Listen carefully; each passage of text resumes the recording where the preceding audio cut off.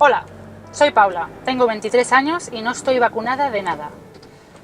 Siempre he sido la chica rara, la diferente, la que no sigue la normalidad. ¿Pero qué es normal? Mis padres nunca han querido vacunarme. Se han peleado con los médicos, con mis profesores, con todos sus amigos y hasta con la familia. Todo eso por no ponerme ningún pinchazo. Yo nunca he entendido por qué tanto esfuerzo. Yo de pequeña quería vacunarme, quería ser igual que los demás. Y por eso he decidido participar en la grabación de este documental. Vamos a recorrer muchas ciudades españolas y vamos a entrevistar a médicos, a familias no vacunadas y a gente afectada. Y espero entender, por fin, por qué no me vacunaron mis padres.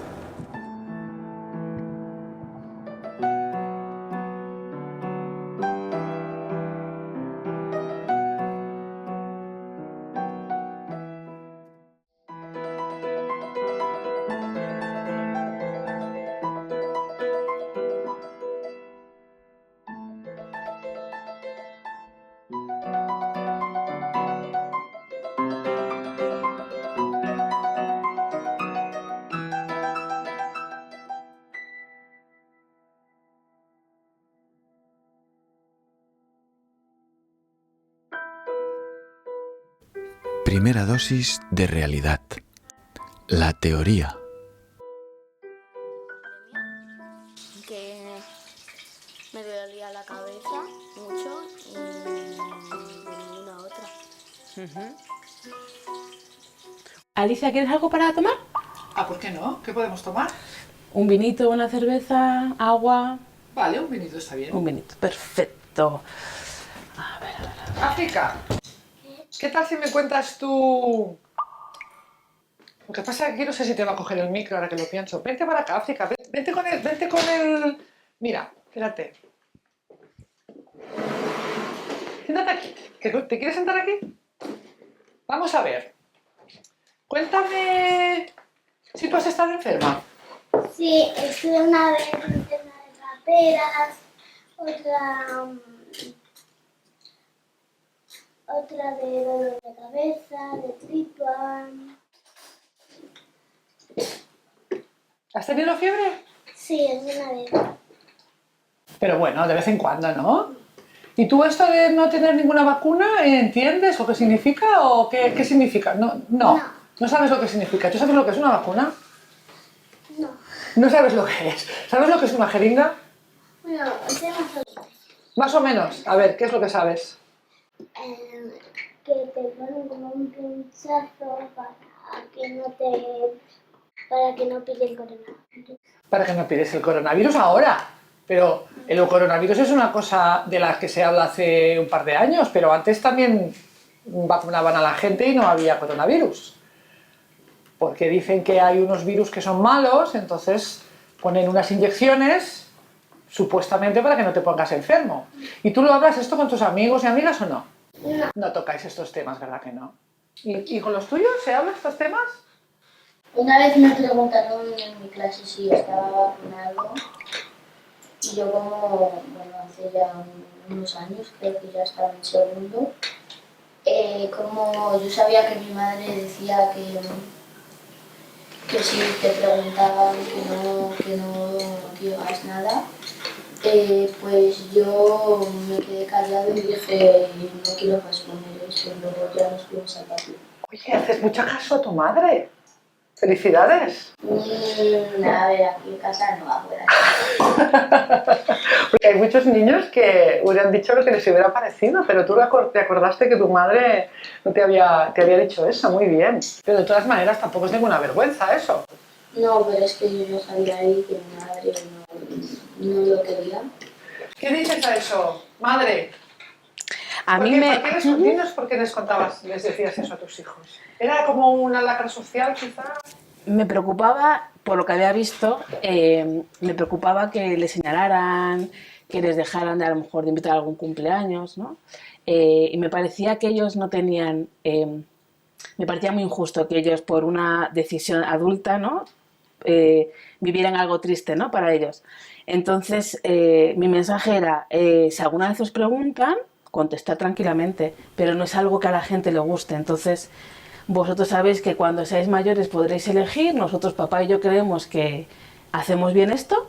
Si estáis en desacuerdo, podemos hablarlo, pero sobre todo si alguna vez tenéis un problema por esto, decírnoslo, porque es algo que no nos gustaría que ocurriera, claro. Bueno, pues estamos aquí porque estamos grabando un documental acerca de las vacunas, tema en el cual estás ampliamente informado, has escrito libros acerca de este tema y lo has divulgado. Cuéntanos un poco resumidamente qué sería la teoría de la infección. Bueno, la teoría de la infección, que es una teoría novedosa, que nació, pues eso, a finales del siglo XIX, que se enfrentó a la opinión médica generalizada hasta, como te digo, la Segunda Guerra Mundial, la mitad del siglo XX, pues es una teoría que trata de explicar enfermedades conocidas de toda la vida, trata de explicarlas aduciendo que las causas de esas enfermedades son los microbios, que por cierto viven simbióticamente con nosotros desde toda la vida, en realidad son nuestros amigos, pues fueron culpabilizados por estos nuevos médicos de producirnos enfermedades que por otra parte eran perfectamente conocidas de toda la vida, tratadas y curadas por los médicos de toda la vida. Es por eso que la mayoría de los médicos se opusieron a aceptar que eran nuestras bacterias las que las producían. The microscope showed that indeed when they took some diseased tissue, that there were little creatures there that they couldn't find in healthy tissue. They call these, or they were already called, bacteria. Bacteria are little tiny microscopic organisms. They're alive, they eat, they produce something, they function, and they could be seen under a microscope. So they were there in diseased tissue, and they were not there in healthy tissue. So science is about observation. So that is the observation. I can see the difference between a healthy tissue and a not healthy tissue. And one of the differences that I see is that there are these little creatures crawling around, munching away on the debris of the cells. But that does not mean that I know where this creature comes from and what it's actually doing. I observe its presence. So the question for the scientific community was, how can we prove that this creature actually caused the decay of this tissue? In other words, the disease. And they did put out a way of finding out. Yeah? And unfortunately, I would say unfortunately, the way forward was first mentioned, or was first put on the table by Professor Koch, who was very famous also because he was the first one to identify the TB bacilla, so the bacteria that cause tuberculosis.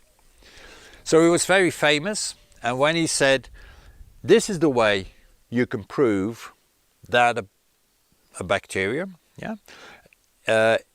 is causing the disease, and the scientific community accepted his proposition.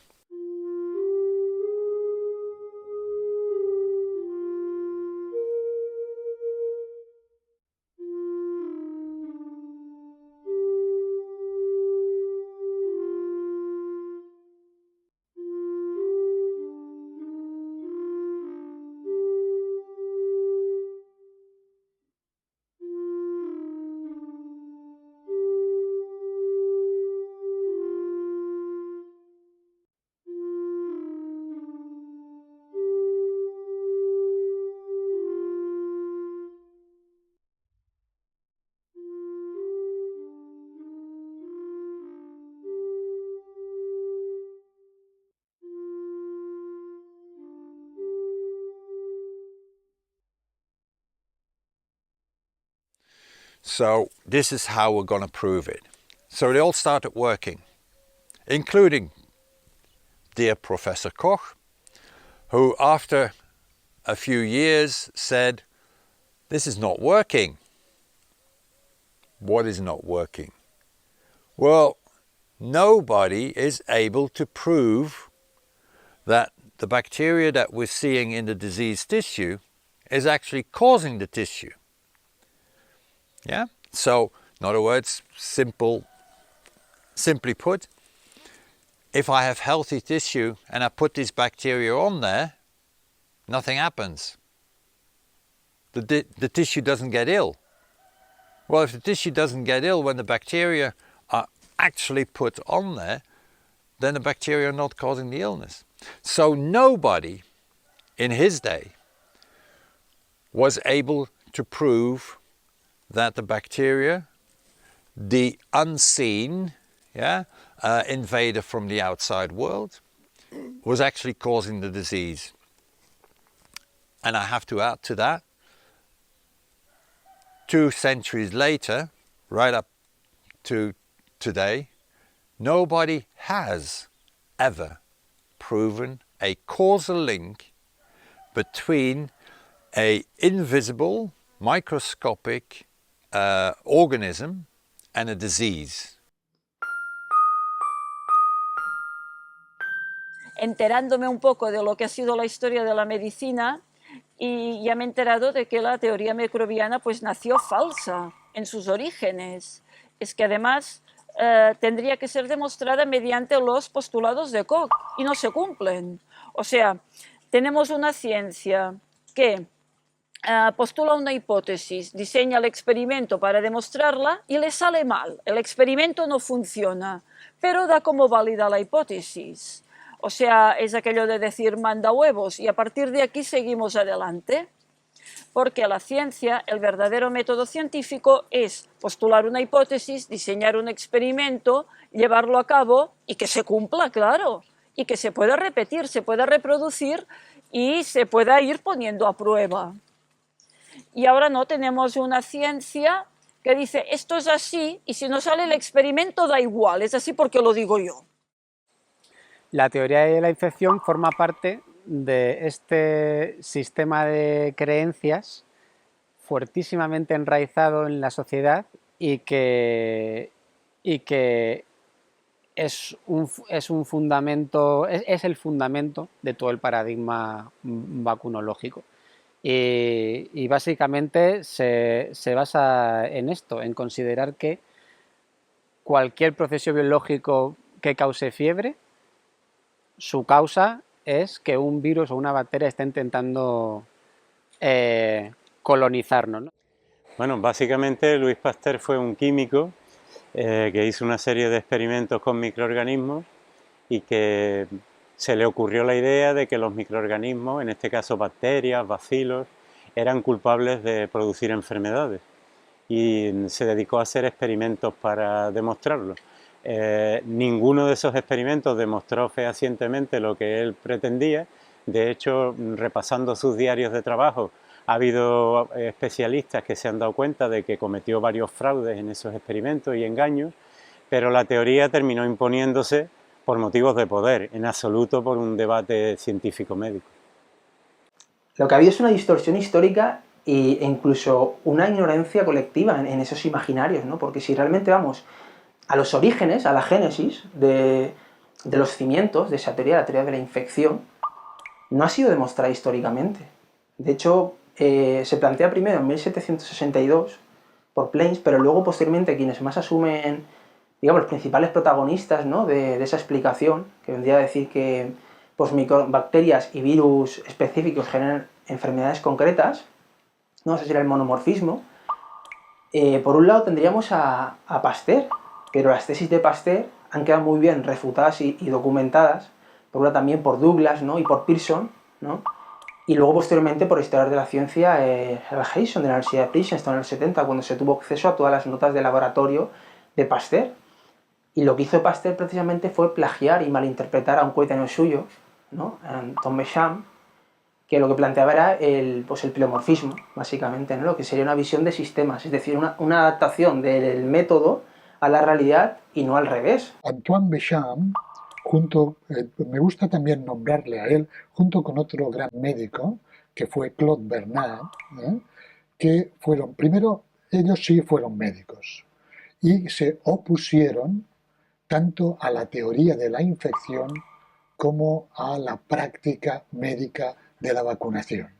Y se opusieron con razones, con argumentos científicos, y que se enfrentaron a toda esta industria químico-farmacéutica incipiente en su tiempo, pero hay que decir que los intereses económicos les vencieron finalmente. Antoine Béchamp era un profesor de Pasteur. Esto es una historia que se repite porque ya ha ocurrido más veces en la historia de la ciencia y de la medicina que el alumno oportunista le roba ideas al profesor riguroso, las transforma y las convierte en algo que para nada era lo que decía ese profesor.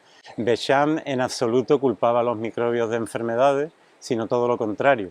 Pensaba, como luego otros investigadores después de él, que los microbios estaban relacionados con determinadas enfermedades e incluso podían aparecer como consecuencia de las enfermedades, o aparecer, o acumularse, o crecer, o desplazarse del ecosistema en el que viven, que es nuestro medio interno, y cumplir un determinado papel.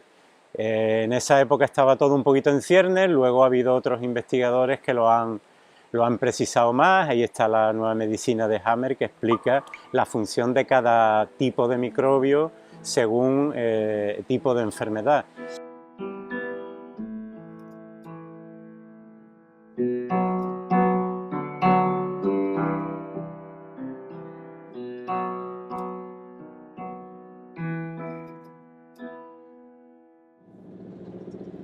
Vale, entonces, la primera disputa se dio entre dos franceses, el químico Louis Pasteur y el biólogo Antoine Béchamp. Louis creía que los microbios nos atacan desde fuera y que cada microbio puede ocasionar una enfermedad distinta. Pero Antoine defendía que es la toxicidad de nuestro organismo lo que provoca una enfermedad. Por lo tanto, los microbios nacen dentro del tejido enfermo. Pero esto son cosas completamente distintas. A ver, esta disputa se dio hace casi 200 años. Ahora ya se sabrá quién tiene la razón. Veamos cómo avanza la historia de la teoría microbiana. ¿Cómo terminó ese debate? Pues no fue un debate, ya te lo digo antes, no fue un debate científico en absoluto, y terminó imponiéndose la idea de Pasteur, Koch y otros, entre otras cosas por su alianza con la industria farmacéutica, que vio una oportunidad de ganar muchísimo dinero, porque si los microbios eran culpables, pues vamos a dedicarnos a fabricar venenos para matar a esos microbios. Louis Pasteur sabía tanto de medicina como yo de física nuclear. Es decir, era un industrial químico que fue el introductor, es el padre de las vacunas, se hizo millonario con ello y que fue potenciado esa práctica que él introdujo, fue potenciada por la naciente industria químico-farmacéutica y fue como el introductor del gran negocio que ahora está en auge y es pletórico en cuanto a ganancias de la industria farmacéutica y química, y que es la que fabrica las vacunas y se está haciendo tremendamente rica con tal invento nefasto. Porque las vacunas han sido y son responsables no solamente de muchísimas enfermedades y muchos estados mórbidos de muchísima gente, sino que por la aceptación que han logrado tener, ese problema lo vamos a tener durante muchas décadas hasta que al final la gente se dé cuenta. And Louis Pasteur got picked up by investors. People with money who had the idea that if there was an invisible threat on the outside in the environment, people would need protection, would want to be protected against that attack. There were investors saying, this is a good idea, we're going to provide that protection. If we can provide that protection, money. And that protection is called the vaccines. Yeah. Who were these investors? Well, who had money at that time, the late 19th century? The big money was oil. So, one of these people that were big in oil and big in money was Mr. John D. Rockefeller. He owned the whole imperium. And he had noticed that a lot of the byproducts from petrol, or the production of petrol and oil, it created, or it left him with a lot of byproducts that he couldn't do very much with. Why? Because they were poisonous. It was all poisonous stuff. And he'd noticed, I think, that there was a lot of poisonous stuff that was used as medicine. And he started thinking, I've got a lot of poison. Maybe I could make stuff that would alter the function of the body and the mind of people. And that's what he did. And that is the basis, that is where allopathic medicine was born. If it was left to that, and it was left to that for 20 or 30 years, he didn't sell very many products. Why?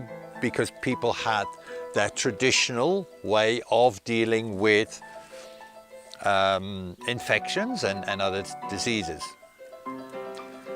And then he had the idea that he had to get governments to support him. Don't forget, we're talking about investors, people with huge amounts of money. When there was a financial crisis, these were the people that were bailing governments out, the beginning of the 20th century. And they then said, we'll do that, but this is the medicine you're going to promote. Don't worry, we'll pay for it. And they did. They built hospitals, they built universities, they built nursing homes. They created the whole profession. They paid for it. And the only thing that they wanted in return was that governments would just buy their products and pass it on, sell it to the people. And that is where it started in America, it went to the UK, it went to Europe, and from there all across the world during the 20th century. And that is the basis of allopathic medicine. So it doesn't come out of experiences from people, it comes out of a way of thinking, how can I make more money?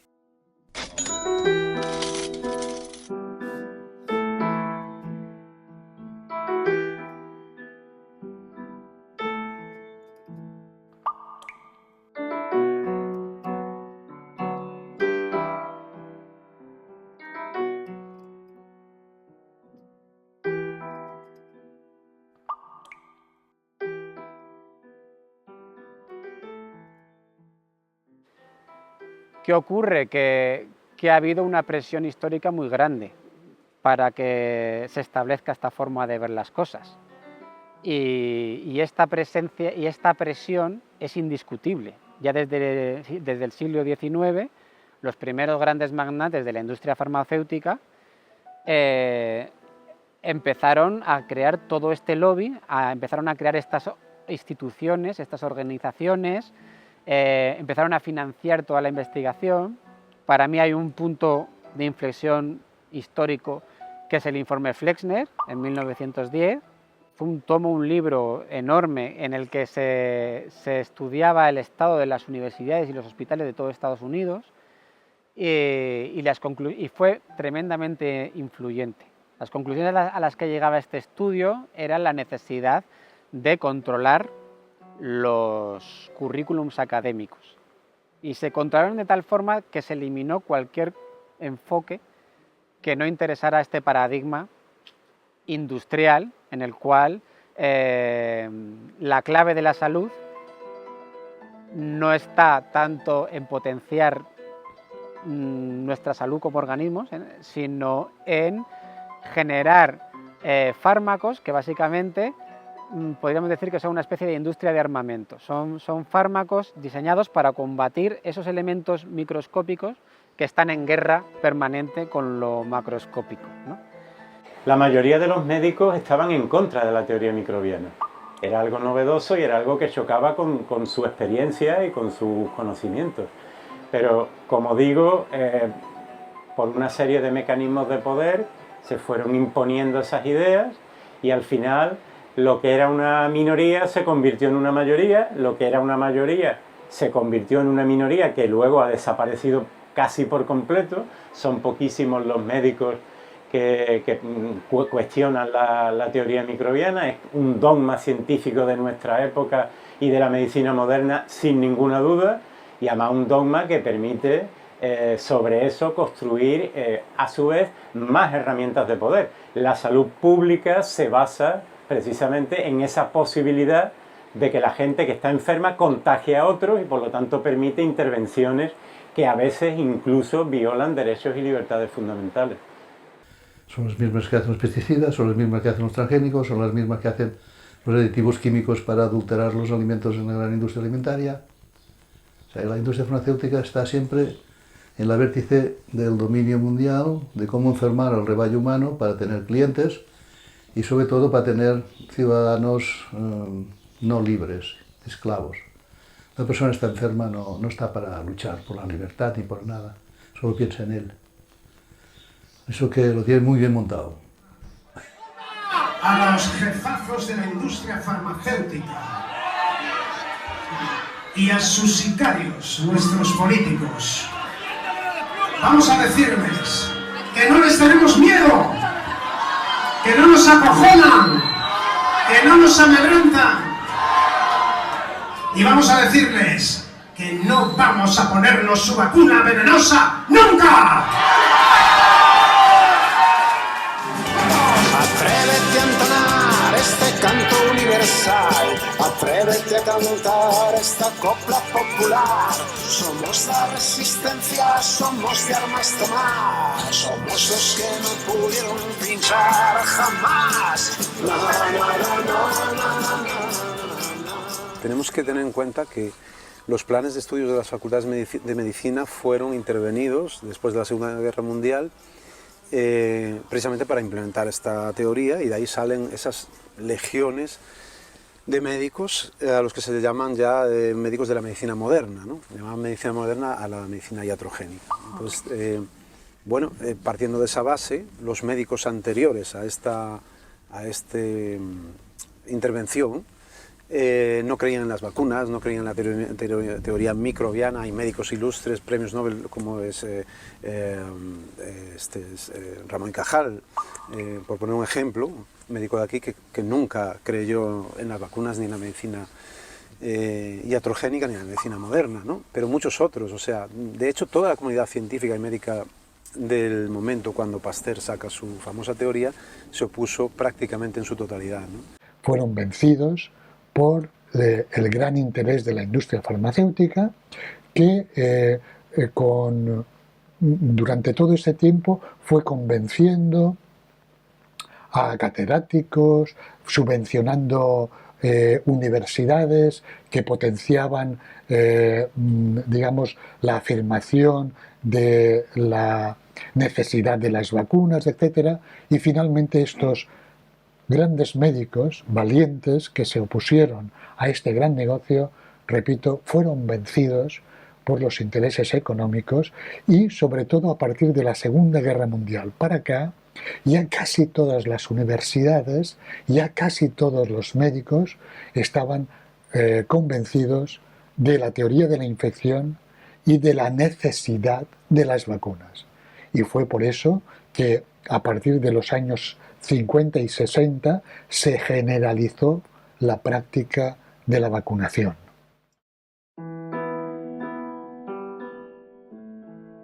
Ahora ya sé que la medicina moderna no nació de la experiencia práctica, sino que fue prefabricada para satisfacer los bajos instintos de sus creadores.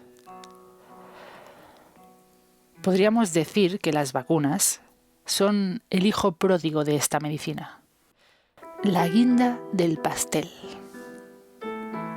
Así que vamos a descubrir ahora a fondo qué son las vacunas. Veamos qué saben nuestros expertos acerca de ellas.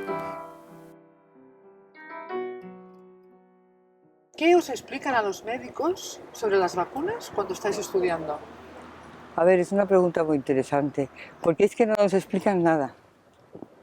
Simplemente, yo no creo ni que habremos dedicado, yo no recuerdo haber dedicado un tiempo de clase a explicarnos las vacunas, ni siquiera a estudiarlas, porque ya se daba por hecho que las vacunas es un gran invento que ha salvado a la humanidad de las enfermedades infecciosas y nunca se ha puesto en entredicho.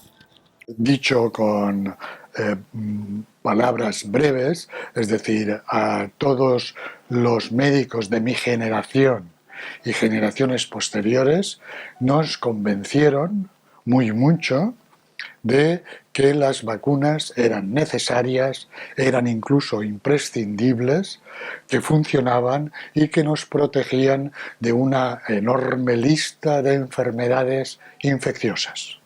Las vacunas se consideraba como el tratamiento más moderno o más actual y porque se consideraba un tratamiento preventivo, claro, no era un tratamiento de una enfermedad, sino era un tratamiento que prevenía una enfermedad, y esto era como el sumum de la modernidad, ¿no? De la tecnología, dentro de la medicina, y por tanto era casi como cuestionar el sumum de la modernidad, era como, vamos, nadie se atrevía a hacerlo, ¿no? Entonces, realmente, es que al fin y al cabo es una programación, nos programaban y tú te lo vas creyendo todo absolutamente. O sea, mi hijo no lo llevé a ningún pediatra, lo miraba yo, pero lo llevé a que lo vacunaran. O sea, lo tenía clarísimo, ¿no? Porque era como algo que va a misa, ¿no?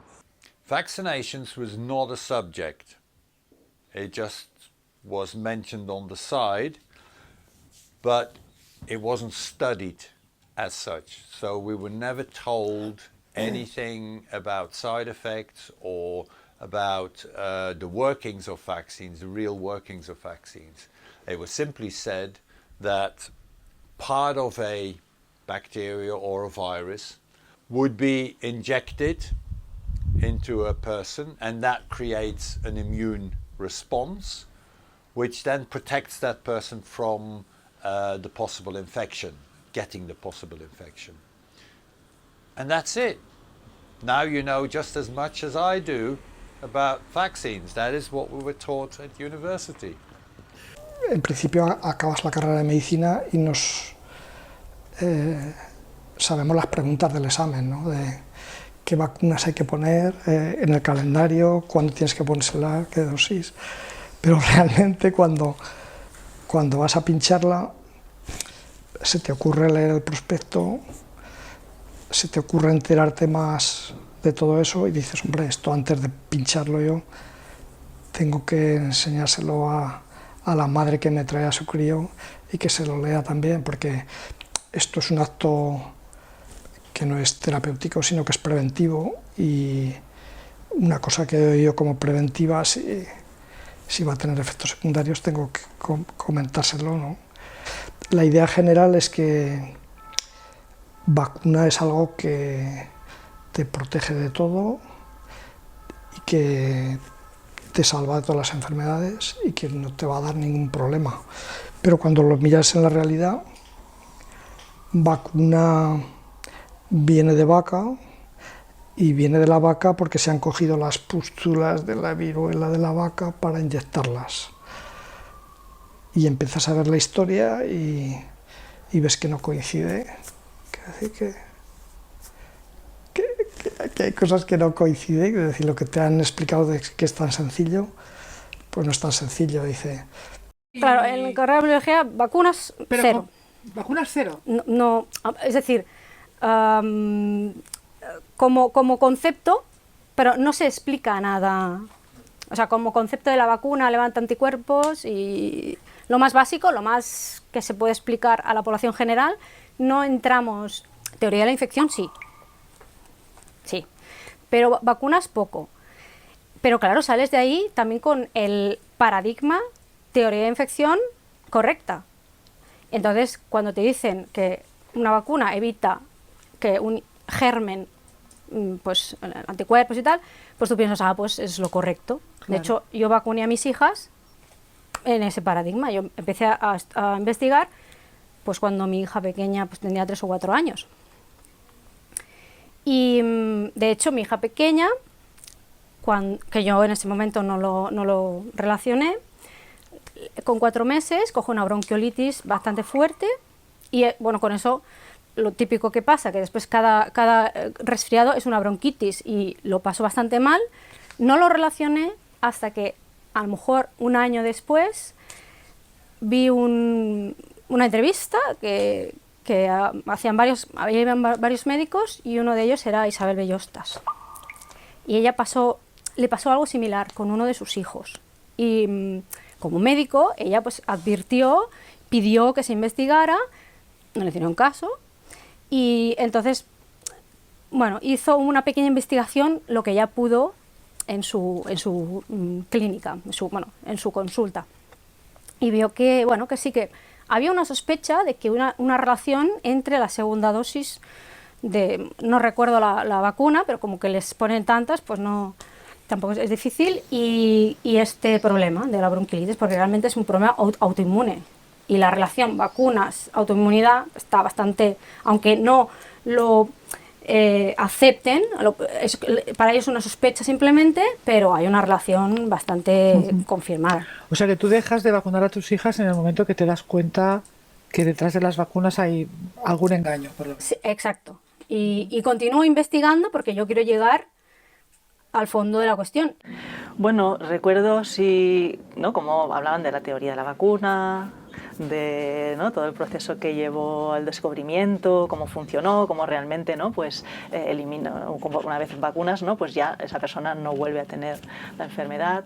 Pero sí que recuerdo también esa sensación que tuve unos días más tarde, creo, un tiempo más tarde, incluso años, de reflexionar un poco de, ostras, no sé si realmente inyectarnos esta información en nuestro cuerpo, que es otra biología, que no es la nuestra, y de una manera que no es la natural o no es la que la naturaleza ha previsto, pues no sé, pensé, inocuo no puede ser, Y más la acumulación, pensaba, claro, estamos vacunándonos mucho, cada vez más antígenos, más, y pensé, no sé, lo reflexioné un poco en ese momento. Luego yo ya con más, a posteriori, sí empiezo a investigar más, a oír sobre nueva biología, sobre lo que somos, que somos también pues, muchas células, también tenemos dentro una microbiota, también tenemos virus, bacterias, protozoos, y claro, todo esto está en nuestro cuerpo, y pensar que eso, que tenemos que bloquearlo, que eso es nuestro enemigo, bueno, me lo replanteé,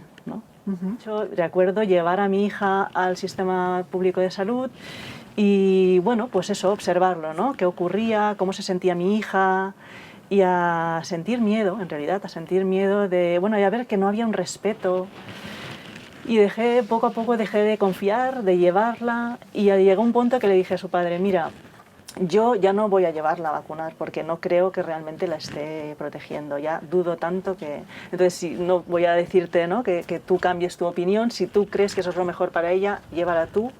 Yo cuando empecé a trabajar como médico y como pediatra después, hace como unos 30 años, lo veía como algo normal, o sea, es lo que se recomendaba, lo que Pero luego cuando yo tuve mis hijos, al cabo de, bueno, llevé a mi hijo a la guardería y enseguida cogió unas anginas la primera semana y yo pensé, no, esto no puede ser, vamos a estar cada 2 por 3 igual, con antibióticos y tal. Empecé a plantearme cosas y una profesora de la guardería me comentó que había una mamá que estaba estudiando homeopatía, estaba acabando los estudios de homeopatía. Me dijo, habla con ella y tal, entonces empecé ya a tratar a mis hijos con homeopatía. Y a partir de ahí dejé de vacunarlos. O sea, las primeras, pues hasta los 15 meses o así, pues llevaban las vacunas, la vacunación sistemática, ¿no? El programa de vacunación. Y a partir de ahí dejé de vacunarlos. A ver, se daba por sentado ya el dogma de que gracias a las vacunas se habían eliminado las epidemias, las enfermedades y que, bueno, que había que vacunarse de todo. La teoría oficial de la vacuna, así explicada, que queda muy mona ella, es vas a ser inmune sin necesidad de pasar la enfermedad. Esta era un poco la teoría de la vacuna, de los anticuerpos específicos que van a hacer frente al patógeno. Pero esto ya viene dado como un hecho y no, digamos, estudiar lo que son los componentes de la vacuna, la forma como se elabora. Pues no, en esto debo remitirme un poco a lo que comenta el doctor Enric Costa en su libro Iatrogenia, que ellos en medicina de virus han visto muy poco. Pues en farmacia de vacunas también hemos visto muy poco. Y es verdad, o sea, en microbiología hacíamos cultivos de bacterias, pero virus no vimos ninguno. Yo no he visto tampoco nunca ni un virus. Y de virus y de vacunas nos han hablado así que te lo tienes que creer.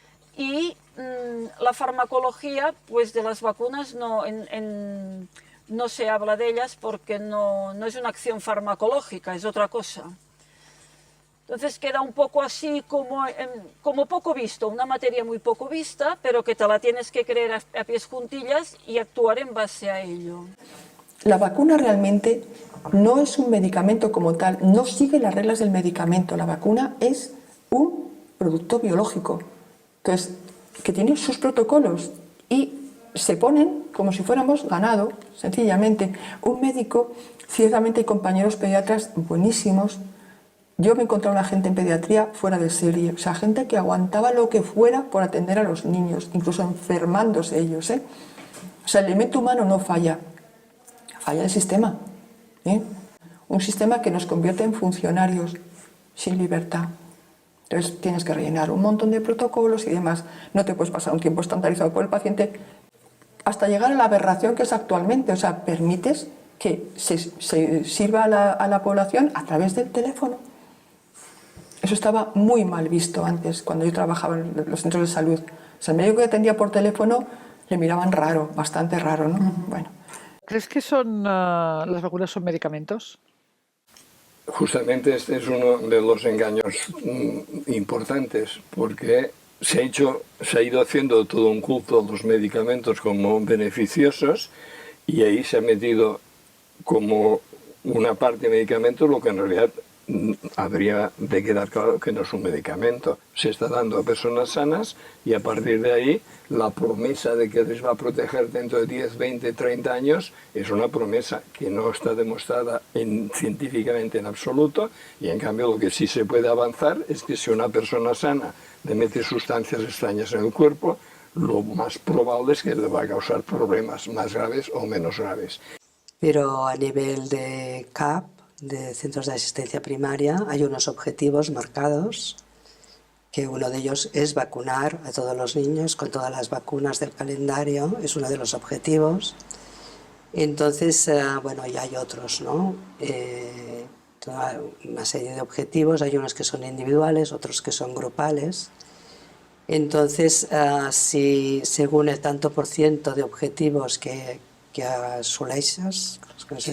consigues, pues tienes te da como una paga extra, una bonificación por... Sí. por llegar a los objetivos. Más baja en función del tanto por ciento. Tanto enfermeras como médicos. Sí, enfermeras y médicos. Y entonces la cosa que obliga un poco a la gente a cumplirlos, aparte de su propio beneficio, es que es un tema grupal también. Entonces, si tú no llegas a los objetivos, afectas al resto del grupo.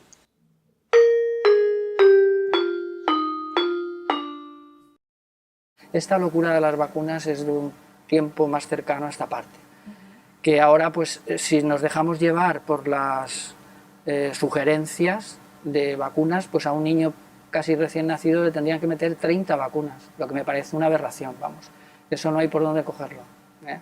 No le vas a meter pues la hepatitis C, la hepatitis A, el papiloma, el no sé qué, ahora todo esto, o sea, me parece una barbaridad porque el sistema inmunitario natural pues se puede resentir muchísimo con tanta vacuna, vamos, eso está claro. Además, creo que es una barbaridad vacunar a los niños con 2 meses. Ya, bueno, aceptando que se vacunen, si es que eso quieren sus padres, ¿no? Y el sistema. Pero vacunarlos a los 2 meses me parece una barbaridad. Su sistema inmunitario es completamente inmaduro, aparte de que se sabe muy poco sobre la inmunidad humana, incluso en adultos. Y un bebé de 2 meses es totalmente inmaduro en todos sus sistemas y en el inmunitario también. Y ahora es que el calendario pone los pelos de punta desde los 2 meses, que encima es que no tiene ningún sentido biológico, bio-lógico. ¿Por qué? Porque un bebé tiene los anticuerpos que recibe de la madre y tarda, no sé exactamente, pero 12, 14, 16, 18 meses en elaborar sus propios anticuerpos. ¿Qué sentido tiene meterle desde los 2 meses distintos chutes de sustancias raras? Es que no tiene ningún sentido biológico ya. Solo tiene un sentido de estar debilitando a la población.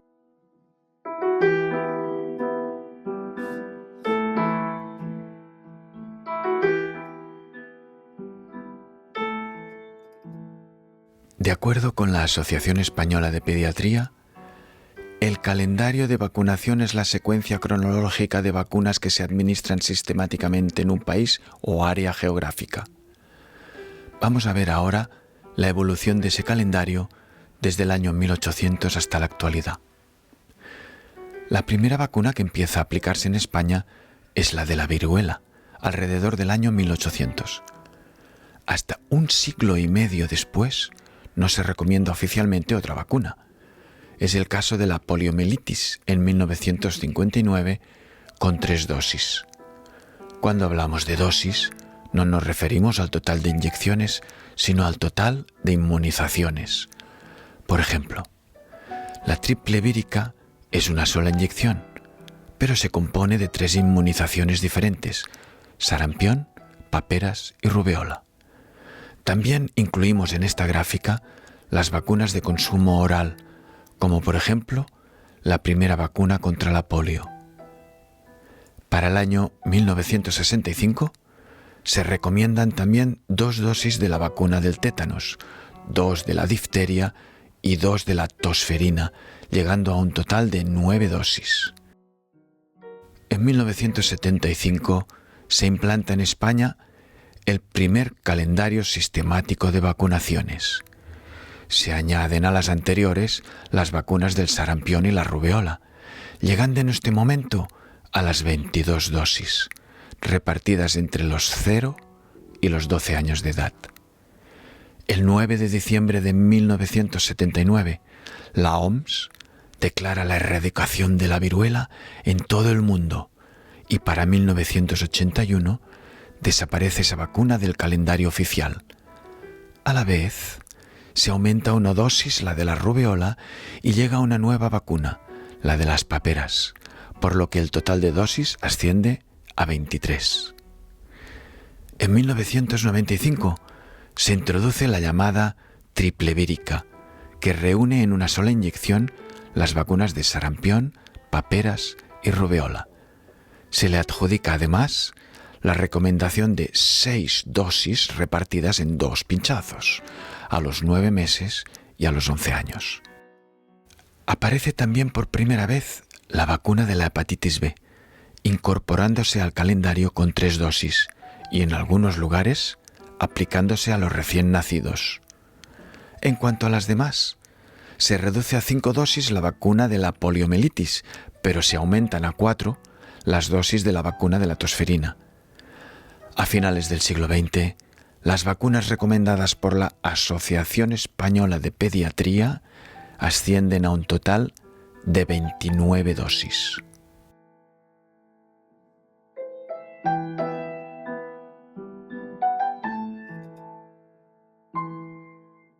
Entre 2001 y 2004 se mantienen las 5 dosis de polio, 6 de tétanos, 5 de difteria, 6 de triple vírica y las 3 dosis de hepatitis B.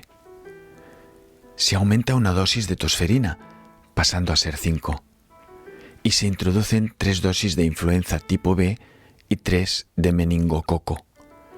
El año 2004 hemos llegado a las 37 dosis. Entre 2007 y 2012 llegamos a un total de 40 dosis, 5 de polio, 6 de tétanos, 5 de difteria, entre 4 y 5 de tosferina, 3 de hepatitis B, 6 de triple vírica, 3 de influenza, 3 de meningococo, 2 del virus del papiloma humano y 2 de la varicela. En el 2014, además de las anteriores, se introducen 3 de neumococo, llegando a un total de 43 dosis. El año 2021 se añade la vacuna del meningococo polivalente, que cuenta como 4 dosis, puesto que es de 4 cepas.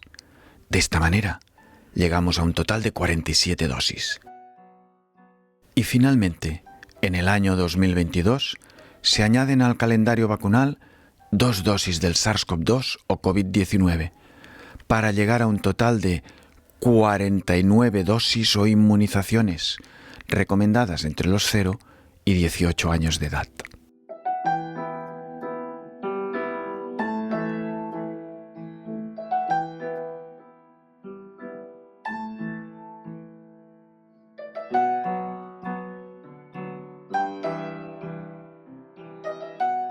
Las vacunas necesariamente se apoyan en una teoría que es la teoría microbiana de la enfermedad.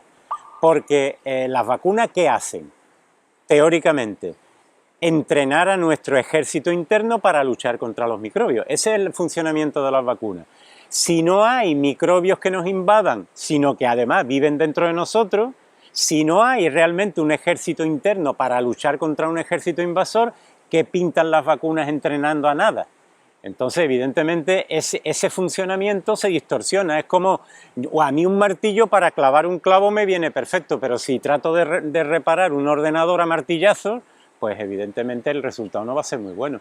Entonces, lo que se está pretendiendo con la vacuna a nivel biológico no tiene sentido cuando la teoría se nos cae. Por eso creo que es tan importante dejar claro y extender la información de que la teoría microbiana es falsa y de que es un dogma absolutamente claro de la ciencia moderna, de la medicina moderna, y que con eso se nos cae, no solo las vacunas, se nos cae, por ejemplo, todos los tratamientos antibióticos y antivirales. ¿Qué piensas de la teoría del contagio, de los microbios? ¿Cómo lo ves tú? Porque supongo que lo habrás leído, lo habrás investigado. Pues antes de leer, yo crecí con esta historia. Yo cuando era pequeña me comía todos los chicles que había en la calle. ¿En la calle del suelo? En la calle del suelo, sí. En La Coruña de los años 80, o sea, entre jeringuillas y demás. Entonces mi madre le decía a la vecina, por favor no le compres un chicle a Paula, porque cuando llega a casa luego pues no va a comer bien. Y mi vecina decía, yo no le compro chicles. Entonces yo lo que me dedicaba es a coger los chicles de la calle y me los comía, ¿no? Entonces mi madre pues como que se asustó y me llevó al pediatra de ahí de Coruña, que ese señor... No porque estuvieras enferma, sino porque comías chicles de la calle. No, tenía lombrices, yo creo. Tenía lombrices, debía ser así. Entonces tenía lombrices y me llevó a ver al pediatra. Entonces el pediatra, que me encantaría saber si ese hombre está vivo para ir a verle, ¿sí? Le dijo a mi madre, mire señora, si su hija no se ha muerto, su hija tiene un sistema inmune, o sea, ha podido con todo su cuerpo ya. O sea, usted no se preocupe que va a tener una hija fuerte que no se va a coger nada en su vida. Mi madre creció con esa idea, me la transmitió a mí y de hecho soy una persona muy fuerte que nunca he tenido nada. Y, pero si llevas tus vacunas, que en ese momento se ponían. Las que se ponían en los años 80, que bastantes menos de las que se ponen ahora. Sí. De hecho, le pregunté a mi madre hace poco, dice que los recuerdos dice, uno a los 14 y ya nunca más. No, nunca más me he vuelto a vacunar. Yo también he crecido con la historia. Mi hermano, que es 3 años mayor que yo, cuando tenía 2 años, creo que se tomaba un yogur cada 2 días, ¿no? O sea, mitad de yogur un día, mitad otro. Entonces,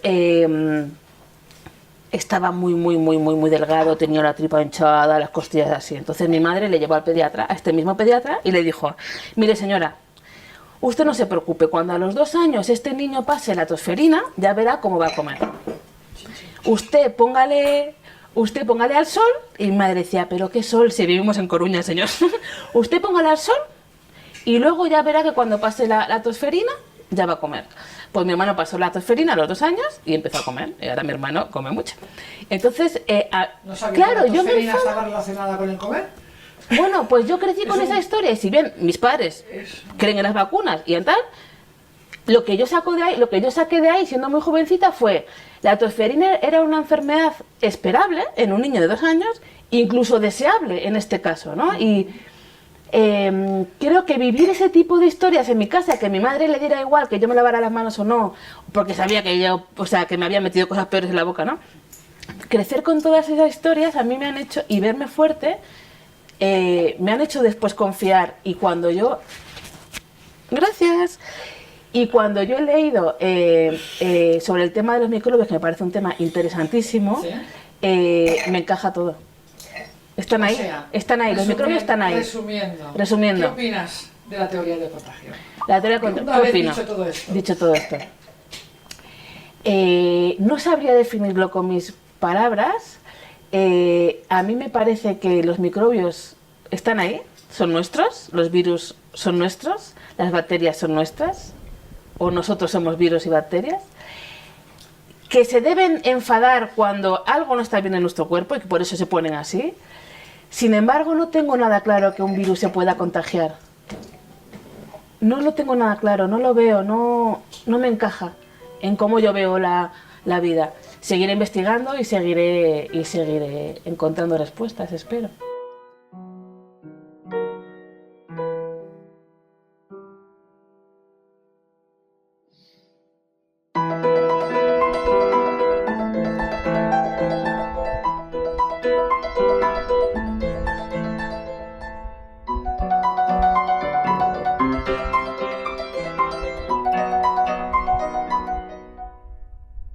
Parece que nuestros expertos se sienten algo engañados. Por lo que nos han contado, ni a los médicos, ni a los biólogos, ni a los farmacéuticos les explicaron mucho acerca de las vacunas o de sus componentes.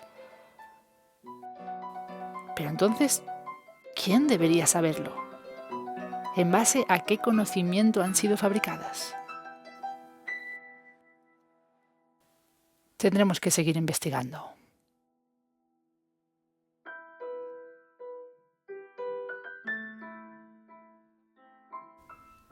¿Quieres saber más acerca de nuestra investigación sobre las vacunas?